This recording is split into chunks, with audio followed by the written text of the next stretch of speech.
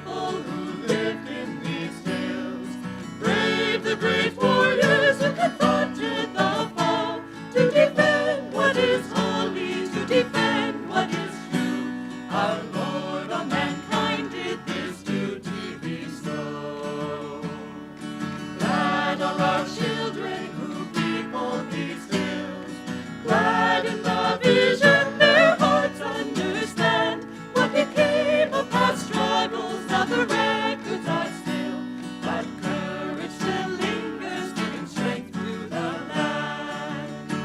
Men hunger for riches, for power and for fame. By favor they think they will grow. The battles they fight, the victories they win, are never the victories they know. Men hunger for riches, for power and for fame. By favor they think they will grow. The battles they fight, the victories they win, are never the victories they know.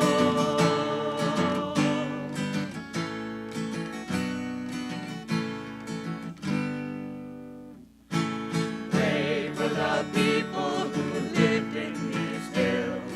Brave the great warriors who confronted the foe to defend what is holy, to defend what is true. Our Lord on mankind did this duty bestow. Our Lord on mankind did this duty bestow.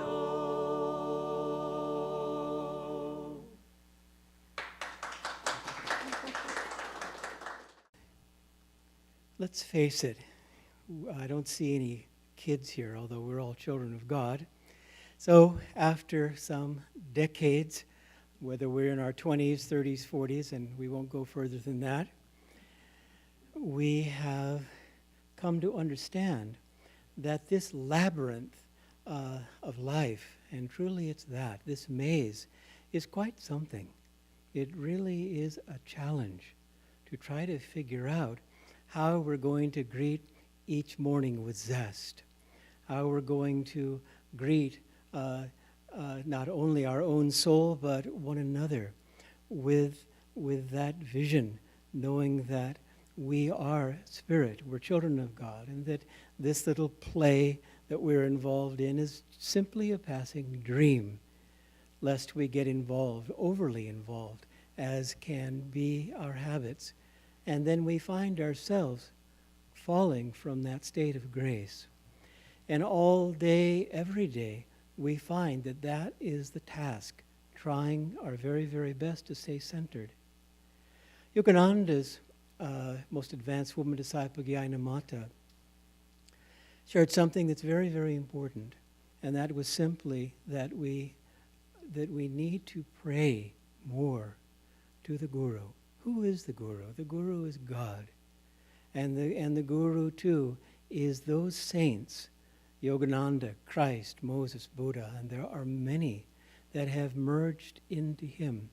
And that, of course, is our destiny. We may think that it's far away, but it's not far away. Yogananda assured us that the Gurus, the great Christs and saints, we're the same as they are. And he wasn't just trying to make us feel good. It's the absolute truth. We're the same. But the loose end is simply that we haven't awakened to that fact. Swamiji, who has a keen sense of humor and loves to shock audiences and all kinds of different things, although he doesn't do it every time.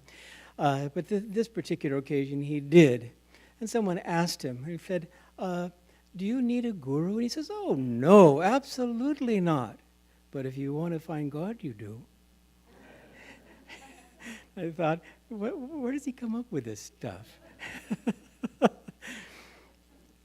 Well, there does come a time where, after reading perhaps many books and going to the YMCA and dutifully doing our yoga, which is very good, and on it goes, we begin to think, I've got to do something with this growing fire inside me that demands freedom.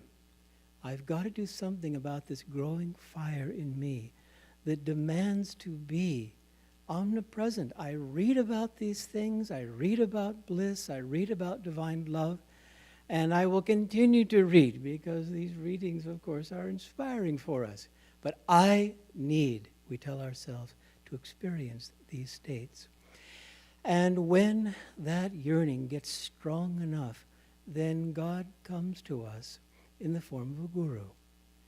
And when that time comes, truly, as all the scriptures declare, it is the greatest blessing in our lives, because finally, at long last, we are looking face to face with wakefulness. We're looking face to face at reality, finally. We're not looking at mirages, and we're not looking at all of these things that take up so much of our time as perceived through the senses. There we are, looking at the Guru, and when that time comes, hopefully we are able to rise to the occasion and seize the Guru's feet and say, with all of the love of our hearts and all the energy of our minds and souls, introduce me to God, because we have that very, very strong realization, that strong feeling, that intuition, that this soul knows God. And this is a leg up. Here's someone that has come into my life that knows all of the shortcuts, that has been there many, many a time to the top of the mountain, to the heights of realization, and has taken many, many souls, millions, to this great height of realization. Probably he can squeeze in one more in his duffel bag, And as unworthy as we think that we are, and oftentimes I think when we're in a funk, we stamp, on our sweatshirt, God goes and helps everybody else, but not me, this kind of silly thought that we embrace unworthiness. What a colossal waste of time. We came out of God. We're in God now. We're going back to God. Where does unworthiness come? I don't see it anywhere. There's not a speck of unworthiness in this picture. None. If you can find some, see me after service. You won't find any. Because ego is a dream. Personality is a dream. This body is a dream. Duality is a dream. Separation from God is a dream. And so, do we want to be spending time in the dream? No. The Guru has come. God has come to awaken us. We want now to shake off this sleep that we have had perhaps for many incarnations. And we want now to race to God. And so all the Guru is asking of us, and it's not that much, is just to basically be humble enough to take direction. And even that, the Guru Yogananda said, if you do just 10% of what I ask you to do, you'll get there. So knowing how stubborn we are, he said he attracts stubborn people. Knowing how stubborn we are and how resistant we can be and all of these things, the Guru continues to do all that he can to sweep from our path all of the brambles, all of the thorns, all of those things that could possibly dissuade us and discourage us, so that we keep our being filled with light, so that we don't lose for a sight the vision. Our problem is, and it's a common problem worldwide, is that we set our vision too low. That's why it's a joy from time to time to spend time watching the Olympics, because these people have set their sights high.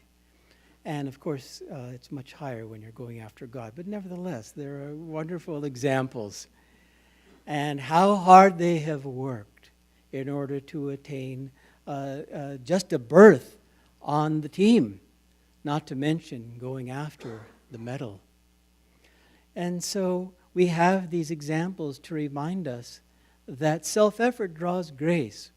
You'll never find a saint, and you'll never read the biography of a saint, who is basically a lazy fellow.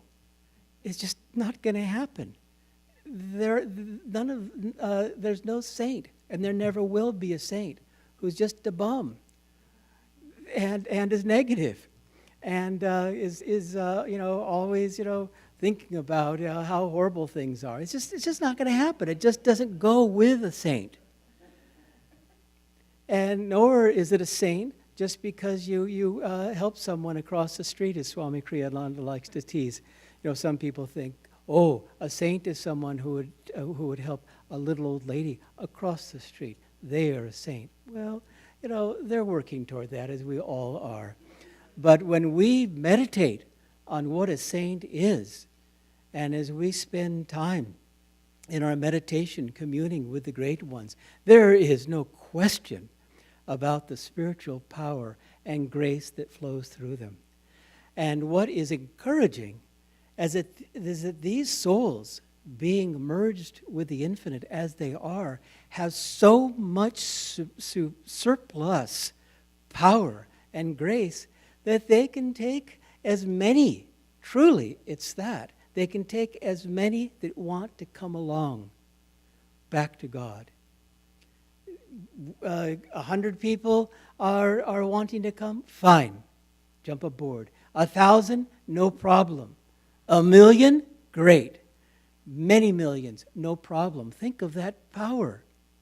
We find ourselves perhaps getting bogged down when someone asks us for something and we give it to them, and then they say, well, could you get me this other thing? We say, well, okay. And then it's a third request and a fourth request, and explain this and explain that. And after a while, we think to ourselves, I've got to get to lunch,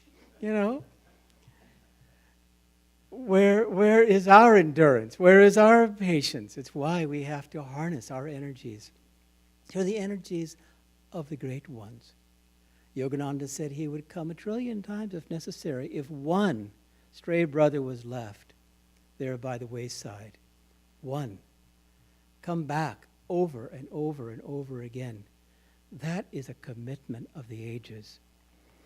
And so what we're trying to do is, of course, to recognize who is our own, because the Guru, God, does not impose. We ourselves have to cross that line, that commitment when it is time. When the time is ripe, then it's very appropriate and very important to accept the Guru into our hearts and ask the Guru, day in and day out, every moment if possible, to introduce us to God. And if we don't have yet a Guru, that's fine, because again, ultimately, God is the Guru. And we can, with our common sense, with our intuition, all of these things, say to God, I have been reading, and different people have been telling me that it's important to have a guru. What does a guru mean? Dispeller of darkness. And so you better get me one. And if you don't, then you better come yourself. And I'm getting, impatient. I understand impatience is a shortcut to finding God, but I don't think I have any anymore. I've used it all up. You cry to God like a naughty baby, as Yogananda recommended, then God comes. Ask any parent. When the kid goes at it, 5 minutes or so, it's not no issue. 10 minutes, 20 minutes, 30 minutes. We have a 23-year-old, so we know. And the memory of when she was an infant still lingers. She's a wonderful soul, and she was then too. But still, that's the kind of persistence that is required. And God likes that. God likes when we put our one-pointed concentration into seeking Him. And as we are working our very best on finding God and recognizing Him in our own selves and in one another, then we also should be very, very generous in our own ways, both invisibly and tangibly, to share these blessings, because we just don't know how we affect people. There was a person I think that Swami might have described this incident in The Path, but if not, then one of the other wonderful books that we have, where this person saw Yogananda through a window. I believe he was having a meal with disciples. And she remarked to her husband, "That is the most spiritual person I have ever seen." That was one glance, and that was it. And undoubtedly, it changed her life. And how many times have people had that experience in looking at a photograph, in listening to perhaps Yogananda's voice? On and on it goes. And their life has been changed forever. Now that's spiritual power. And so, Guru, dispeller of darkness, we want to do all that we can in this very short life to go after God and hopefully to find Him. We have a shot at finding Him this life. And if anyone tells you otherwise, then say, please, I don't want to hear that. I want to keep my options open. I might be riddled with bad habit. I might have a track record that just embarrasses me to think about. But I'm not paying any attention to that. I have a shot, as everyone as children of God, have a shot of getting out. And one of these lifetimes we will. So, why not banish time and space and make it this lifetime? Swami Kriyananda has been saying over and over again, and I remember him saying this from time to time years ago, but now that he's in his senior years, no doubt there is this sense of growing urgency. And he continues to remind us, go after God and find Him. This life, you can. And it is a help to have these great souls that are with us wholeheartedly. They want for us what they have. Now that's a true friend. God bless you.